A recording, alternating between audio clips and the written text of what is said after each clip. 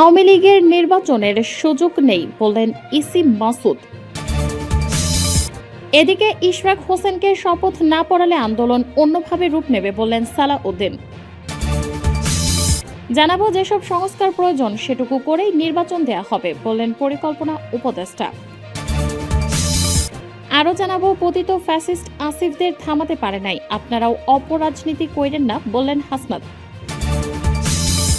জানাবো নুসরাত ফারিয়া গ্রেফতার, একটি পক্ষ বিচার প্রক্রিয়াকে প্রশ্নবিদ্ধ করতে চায় বললেন এনসিপি। সর্বশেষ জানাবো সাম্য হত্যার বিচার দাবিতে ঢাকা বিশ্ববিদ্যালয়ে মশাল মিছিল। শিরোনাম শুনলেন, এবারে বিস্তারিত। আওয়ামী লীগের নির্বাচনের সুযোগ নেই বললেন ইসি মাসুদ। নির্বাচন কমিশনার আব্দুর রহমান মাসুদ বলেছেন, বর্তমান পরিস্থিতিতে আওয়ামী লীগের নির্বাচনে অংশগ্রহণের সুযোগ নেই, কারণ সরকার আওয়ামী লীগের কার্যক্রম নিষিদ্ধ করেছে আর নির্বাচন কমিশন আওয়ামী লীগের নিবন্ধন স্থগিত করেছে। সুতরাং নিবন্ধনের স্থগিতাদেশ বাতিল ও প্রত্যাহার না হলে দলটি নির্বাচন করতে পারবে না। নির্বাচনের কোনো সুযোগ নেই। সোমবার 19 মে দুপুরে রাজশাহী আঞ্চলিক লোক প্রশাসন কেন্দ্রে ভোটার তালিকা হালনাগাদ 2025 পরবর্তী পর্যালোচনা ও টেকসই উন্নয়ন পরিকল্পনা শীর্ষক দিনব্যাপী কর্মশালায় যোগ দিয়ে তিনি এসব কথা বলেন। আওয়ামী লীগ ছাড়া গ্রহণযোগ্য নির্বাচন হবে কিনা সাংবাদিকদের এমন প্রশ্নের উত্তরে নির্বাচন কমিশনার বলেন, এই প্রশ্নের উত্তর দেওয়ার সময় এখনো আসেনি। তিনি আরও বলেন, নির্বাচন কমিশন প্রধান উপদেষ্টার বেঁধে দেওয়ার সময় নির্বাচন বাস্তবায়ন করতে সম্পূর্ণরূপে প্রস্তুত রয়েছে। এই কর্মশালায় বিশেষ অতিথি ছিলেন নির্বাচন কমিশনের সিনিয়র সচিব আক্তার আহমেদ।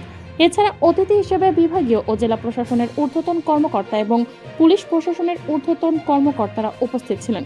কর্মশালায় রাজশাহী বিভাগের বিভিন্ন জেলা ও উপজেলা পর্যায়ের 70 জন নির্বাচন কর্মকর্তা, তথ্য সংগ্রহকারী কর্মকর্তা অংশ নেন। ইশরাক হোসেনকে শপথ না পড়ালে আন্দোলন অন্যভাবে রূপ নেবে বললেন সালাউদ্দিন। সরকারের প্রতি হুঁশিয়ারি উচ্চারণ করে বিএনপির স্থায়ী কমিটির সদস্য সালাউদ্দিন আহমেদ বলেছেন, আজকালকের মধ্যে প্রকৌশলী ইশরাক হোসেনকে শপথ না পড়ালে যে আন্দোলন চলছে তা অন্যভাবে রূপ নেবে। সোমবার 19 মে বিকাল সিলেট নগরের বালুচরে সিলেট জেলা শিল্পকলা একাডেমি মিলনায়তনে সিলেট বিভাগে বিএনপির নতুন সদস্য সংগ্রহ ও নবায়ন কর্মসূচির উদ্বোধনী অনুষ্ঠানে প্রধান অতিথির বক্তব্যে সালাউদ্দিন আহমেদ এসব কথা বলেন। বিএনপির জাতীয় নির্বাহী কমিটির সাংগঠনিক সম্পাদক জি কে গৌসের সভাপতিত্বে ও সহ সাংগঠনিক সম্পাদক মিফতা সিদ্দিকের সঞ্চালনায় অনুষ্ঠানে বিশেষ অতিথির বক্তব্য দেন বিএনপির জাতীয় নির্বাহী কমিটির কোষাধ্যক্ষ এম রাশিদুজ্জামান মিল্লাত।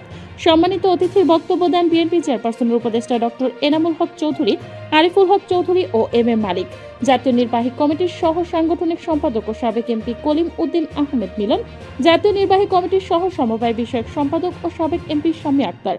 সালাউদ্দিন আহমেদ বলেন, ঢাকার রাজপথ নগর ভবন ঘেরাও করে রেখেছে আন্দোলনকারীরা, আলটিমেটাম দিয়েছে স্থানীয় সরকার। উপদেষ্টাকে আদালতের রায় অনুযায়ী ইঞ্জিনিয়ার ইশরাককে ঢাকা দক্ষিণ সিটির দায়িত্ব দেওয়ার জন্য।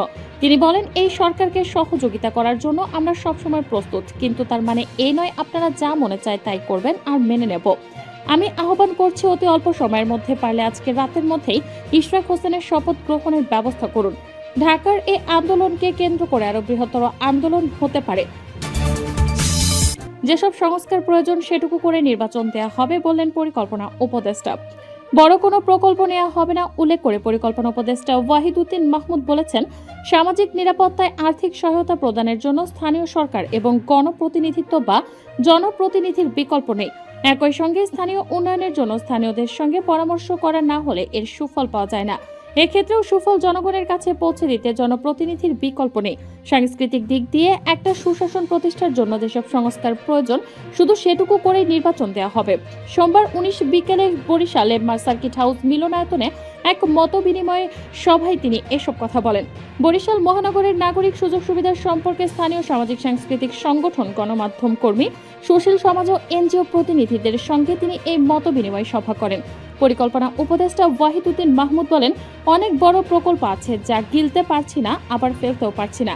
50 কোটি টাকার কম কোনো প্রকল্প দিলে তাৎক্ষণিক অনুমোদন ও বাস্তবায়ন করা যাবে, তবে বড় কোনো প্রকল্প নেওয়া হবে না। ওয়াহিদুদ্দিন মাহমুদ আরও বলেন, মাতারবাড়ি প্রকল্প ছাড়া মাঝারি প্রকল্পের আওতায় ফরিদপুর বরিশাল কুয়াকাটা 6 লেন প্রকল্প অনুমোদন করা হয়েছে।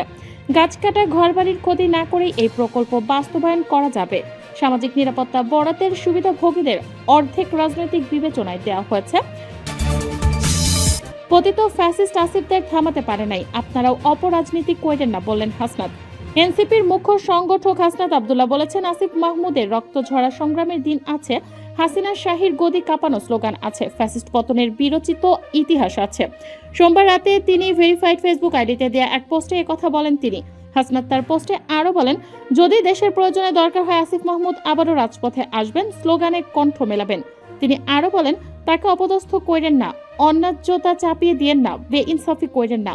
অপদস্থ কইরা রক্ত ঝরাইয়া পতিত ফ্যাসিস্ট আসিফদের থামাতে পারে নাই, আপনারা অপরাজনীতি কইরেন না। নুসরাত ফারিয়া গ্রেপ্তার একটি পক্ষ বিচার প্রক্রিয়াকে প্রশ্নবিদ্ধ করতে চায় বললেন এনসিপি। অভিনেত্রী নুসরাত ফারিয়াকে গ্রেফতারের ঘটনায় আনুষ্ঠানিক প্রতিক্রিয়া জানিয়েছে জাতীয় নাগরিক পার্টি। সংগঠনটি বলছে, জুলাই গণহত্যার সাথে সরাসরি জড়িত ব্যক্তিদের আইনের আওতায় না এনে এ ধরনের লোক দেখানো ও ঢালাওভাবে আসামি করা মামলায় গ্রেফতার ও জামিন না দিয়ে কারাগারে প্রেরণের ঘটনা গণহত্যার বিচার প্রক্রিয়াকে লঘু করে দেখানোর প্রবণতা সৃষ্টি করছে। সোমবার রাতে সংবাদ মাধ্যমে পাঠানো এক বিজ্ঞপ্তিতে এসব কথা বলা হয়। জাতীয় নাগরিক পার্টি এনসিপির যুগ্ম সদস্য সচিব সালেহ উদ্দিন সিফাত স্বাক্ষরিত ওই বিজ্ঞপ্তিতে বলা হয়, ভাটারা থানার করা হত্যা চেষ্টা মামলায় অভিনেত্রী নুসরাত ফারিয়াকে গতকাল রাজধানীর শাহজালাল আন্তর্জাতিক বিমানবন্দর থেকে গ্রেফতার করে ইমিগ্রেশন পুলিশ। আজ তাকে কারাগারে পাঠানোর আদেশ দেন চিফ মেট্রোপলিটন ম্যাজিস্ট্রেট আদালত। জাতীয় নাগরিক পার্টি এনসিপি মনে করে এই ধরনের ঘটনা বিচার প্রক্রিয়াকে প্রহসনে পরিণত করেছে। অথচ আমরা দেখেছি, জুলাই অভ্যুত্থানে হামলা ও গুলি করার ঘটনায় অভিযুক্ত সাবেক রাষ্ট্রপতি আব্দুল হামিদ চলতি মাসে কোন রকম বাধা বিপত্তি ছাড়াই দেশত্যাগ করেছেন। অভ্যুত্থান পরবর্তী সময়ে বিভিন্ন সেনানিবাসে আশ্রিত 626 জন ব্যক্তির পরিচয় এখনো প্রকাশিত হয়নি। উপরন্তু জুলাই গণহত্যার সাথে প্রত্যক্ষভাবে জড়িত পতিত ফ্যাসিবাদী ও এর সমর্থকরা এখনো জনপরিসরে ও সামাজিক যোগাযোগ মাধ্যমে দেশের নাগরিক বিরোধী অপতৎপরতা জারি রেখেছে। সাম্য হত্যার বিচার দাবিতে ঢাকা বিশ্ববিদ্যালয়ে মশাল মিছিল। ঢাকা বিশ্ববিদ্যালয় শিক্ষার্থী শাহরিয়ার আলম সাম্য হত্যার দ্রুত বিচারের দাবিতে মশাল মিছিল করেছে ছাত্রদল। সোমবার 19 মে রাত 8টার দিকে ঢাবি রাজু ভাস্কর্যের পদদেশ থেকে এ মশাল মিছিল শুরু হয়। এ সময় আমার ভাই কবরে, খুনি কেন বাইরে, খুনি কেন বাইরে, প্রশাসন কি করে, আমার ভাই মরল কেন, শাহবাগ থানার জবাব চাই সহ নানা স্লোগান দেওয়া হয়। গতকাল সাম্য হত্যার বিচার চেয়ে শাহবাগ অবরোধ করে ছাত্রদল। বিকাল 3:30 থেকে প্রায় 2 ঘন্টা অবরোধ করে রাখা হয়। এ সময় ছাত্রদলের কেন্দ্রীয় সভাপতি রাকিবুল ইসলাম রাকিব বলেন, আমরা বাধ্য হয়েছে আমাদের কর্মসূচি শাহবাগে স্থানান্তর করার জন্য। 5 দিন অতিবাহিত হওয়ার পরও আমরা ঢাকা বিশ্ববিদ্যালয় কিংবা সরকারের কারো কাছ থেকে কোনো সুস্পষ্ট বক্তব্য পাইনি।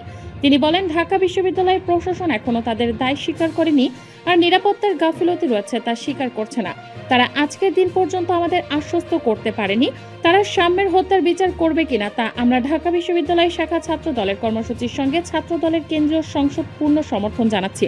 গত 13 মে রাত 11টার দিকে সোহরাওয়ার্দী উদ্যানে ছুরিকাঘাতে আহত হন শাহরিয়ার আলম সাম্য। রাত 12টার দিকে তাকে ঢাকা মেডিকেলে নেওয়া হলে চিকিৎসক মৃত ঘোষণা করেন। এ ঘটনায় পরদিন বুধবার সকালে নিহতের বড় ভাই শরীফুল আলম শাহবাগ থানায় 10 থেকে 12 জনকে আসামি করে মামলা দায়ের করেন। সাম্য ঢাকা বিশ্ববিদ্যালয়ের শিক্ষা ও গবেষণা ইনস্টিটিউটে 2018-19 শিক্ষাবর্ষের শিক্ষার্থী ছিলেন। তিনি এ এফ রহমান হল ছাত্র দলের সাহিত্য প্রকাশনার সম্পাদক ছিলেন।